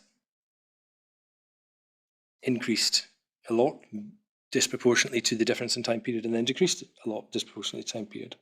Within the top half of the charts have the ones which are much rarer organisms, ones where there might only have been one in that time period.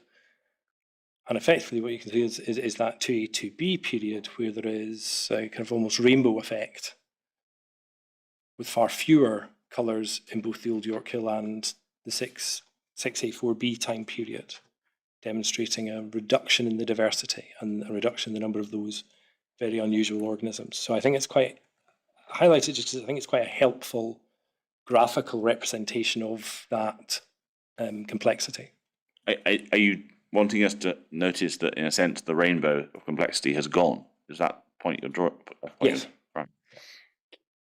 To what extent would you consider the mix of organisms in the 6A, 4B environment to be similar to the York Hill environment? Or different from? I mean, where would you draw, how do you describe the difference? There are some similarities for most of them, about 80%, 85% of those columns, they're the same organisms. And it's just those last few where there is difference. There are some organisms that were seen in the Old York Hill, not seen in 6A, 4B, and vice versa. Because it occurred to me that if you are, and again, this is the words of, I think, the clinicians, not, I suspect, Professor Leonard, but he's giving evidence next week and he can say that part of the reassurance about the decision to reopen the water surfaces is because that situation is, I don't think anyone used the words, but no worse than, but certainly similar to or comparable with the experience in York Hill, is if you're going to end up with the same water standards as York Hill, you're back to the problem we just discussed of it being an old system, and maybe that's not the standard we should be aiming for. Would you agree with that or disagree? I would agree. Right. So the final thing I want to turn to is whole genome sequencing. So we can take this off the screen, and I'm going to really do this, I think, with a reference to a short section from your statement, page 137 of the statement bundle.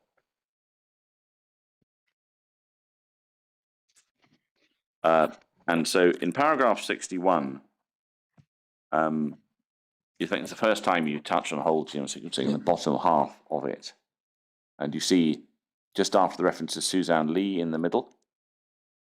And what I want to focus in on a sentence, which I'd like to understand why you think it. So this is 6 lines from the bottom. It's the line that begins common ancestor. It's the following sentence. I would think if there were multiple strains in the biofilm, they may well demonstrate a common ancestry. I wondered why you think that. Is there an evidential source that you're relying on? So it's a logical thought process, I would say, rather than a specific evidence base. So when we get to the use of whole genome sequencing rather than lab typing, Yes. you have a much greater granularity. So for talk briefly about the typing. So the Seno cases described are all typed as unique, which is a descriptor but not necessarily a helpful one. And I'm much more familiar, for example, with typing of things like E. coli, where we'll get, the 01578H7 or something like that, or we'll get some other sequence of letters and numbers that gives us quite a lot of detail. But then, if you then go to the whole genome sequencing level, there are, and I already say so, of other organisms, other outbreaks, where the whole genome sequencing demonstrates actually quite a close link, even though the biochemical or microbiology lab typing says they're different, because you're looking at more detail about the organism. And when you look at whole genome sequencing results, you often have them presented either as trees or presented as diagrams where it's effectively interconnected circles. And the more cases you have, or the more isolates you have that match the sequencing, the bigger the circle. And then the longer or shorter the lines between the circles demonstrates how different they are. And the phrase used, the technical term is SNP. Talk about SNPs, and I'm sure Professor Leonard will be able to talk a lot about this, but Sure will. Single nucleotide polymorphism, so one change in one part of the genetic code. And the whole genome sequencing will be able to tell us how many of those changes there are. And you then have to set criteria as to how many SNP differences represent the relatedness such that you would still count the organism as being linked or being part of your outbreak. And we tend to start with 5. If there's less than 5 SNPs difference, well, they're effectively close enough to being identical that we count them as being the same. Some outbreaks, we've gone out to kind of 25, or we've done more detailed consideration about that interrelatedness. What I would anticipate if there were multiple strains, and here I think we're talking about 5 different isolates at this point, and there were more later on through 2018 and 2019 that are all typed as unique. It's that my logical process there is it more likely that there have been a dozen different strains of Stenotrophomonas seeded into the pipework or the taps and then joining the biofilm? Or is it more likely that there are a smaller number that over time have, as they replicate, mutate, and the sequences change? So you'd be able to trace them back on that tree. So just to sort of narrow this down, Yeah. Are you effectively saying that one of the options is that you have a bunch of related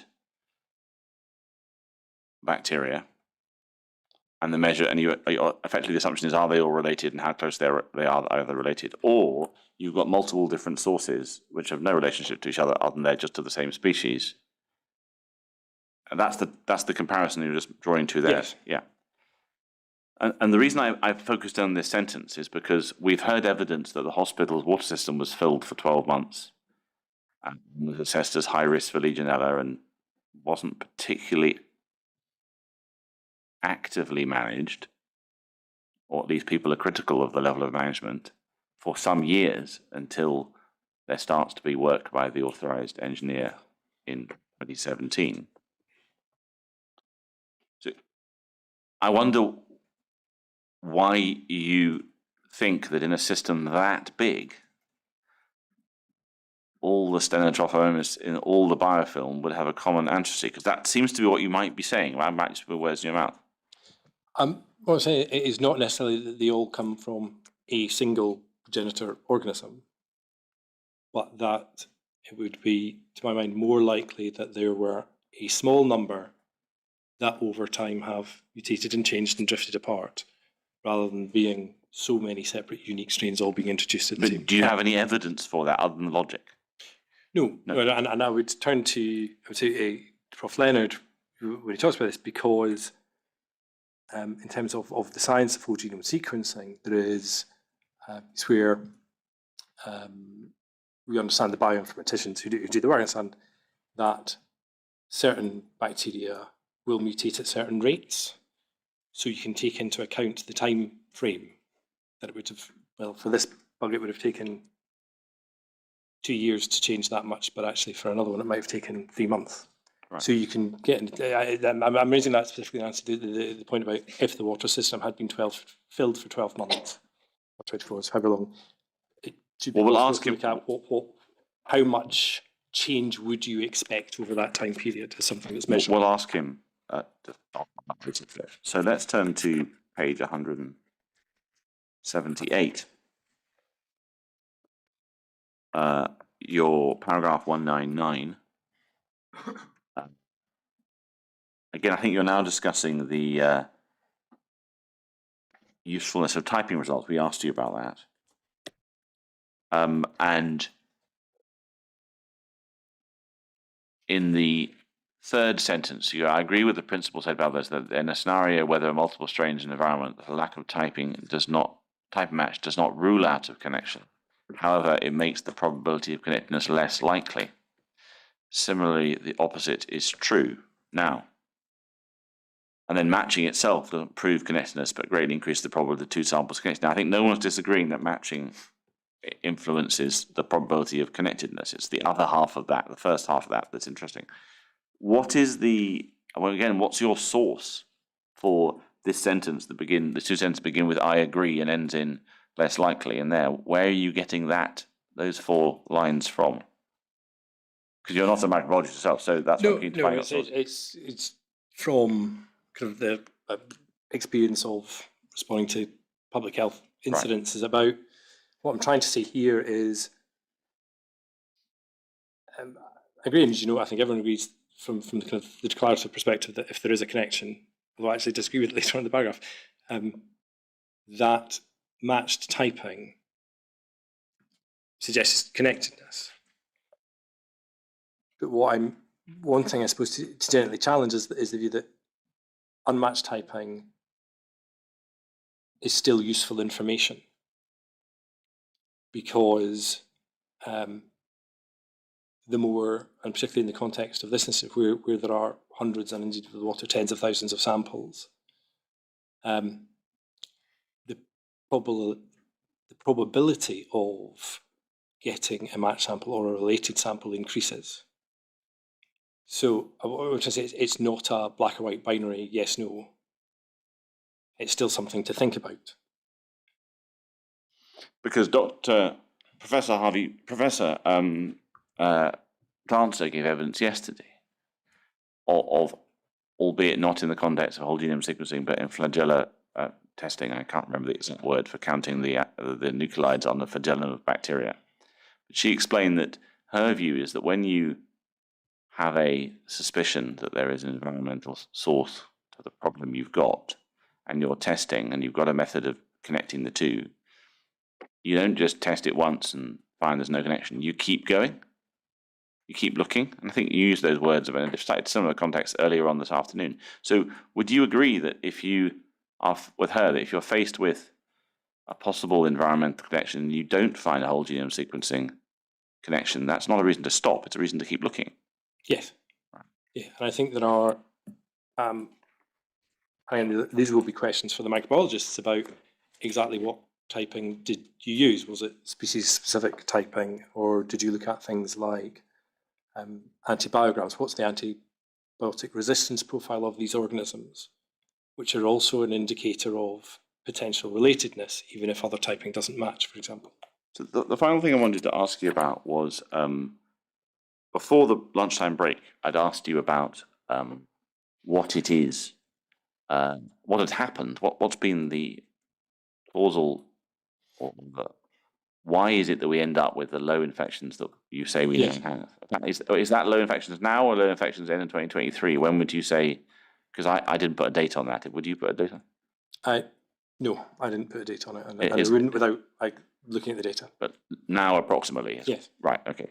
So what was your understanding of how it is we got to a position where now approximately there are a low number of infections in the Schahalian cohort? What's your explanation for that? So I think it's the same as my answer before. Well, see, I didn't quite Oh, you understand didn't it. quite get- So that's yeah. why I want to press you again, because it didn't quite make sense to me. And rather than going through in detail, I'll take another go of seeing if you can get it. Make us understand. Point in that report, a combination of different activities. So I think the change of environment is beneficial. I think the ongoing work in terms of the collaborative work and related work is beneficial. There's ensuring you have the best environment and then ensuring that your ongoing practices are as best as they can be as well. And it's this point of continued vigilance over both systems and processes that keep the rate low. Well, I think I've asked all the questions I'm planning to answer, but I suspect that some of my colleagues may have things they would like me to press on. So I think we might have our 10-minute break. Dr. Kennedy, what I need to do is find out if there's any more questions in the room. So if I can ask you to go back to the Yes. witness room, and I would hope that we'll reconvene in about 10 minutes. Thank you.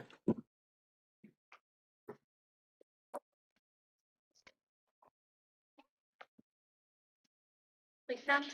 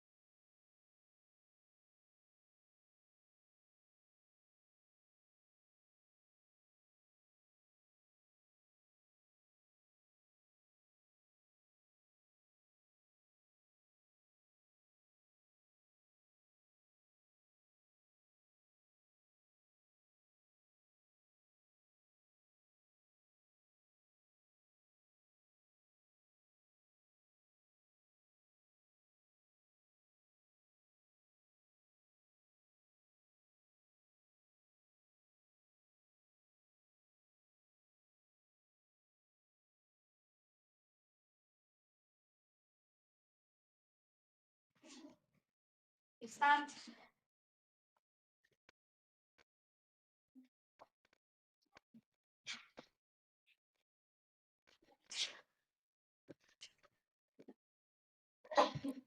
Ms. McIntosh? There's no more questions, but one thing to remind the witness about, that's all.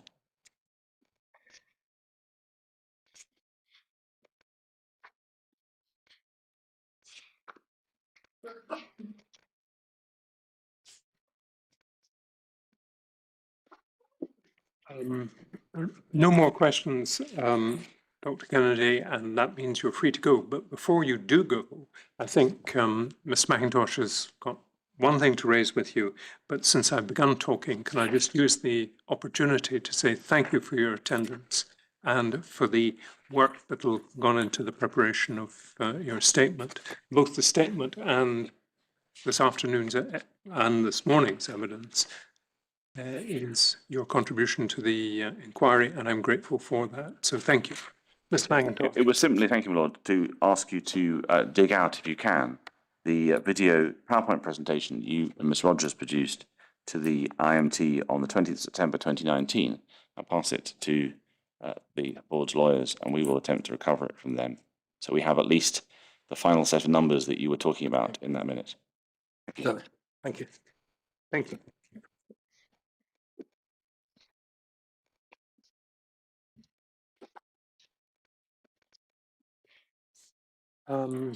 Ms. McIntosh, I think our plan is to again sit at 10 o'clock tomorrow with Mr. Hoffman Yes, it's Mr. Connell and Mr. Hoffman's by video link, by video link. which of course means it's slightly harder to display documents and therefore makes the task of everyone's a little more difficult.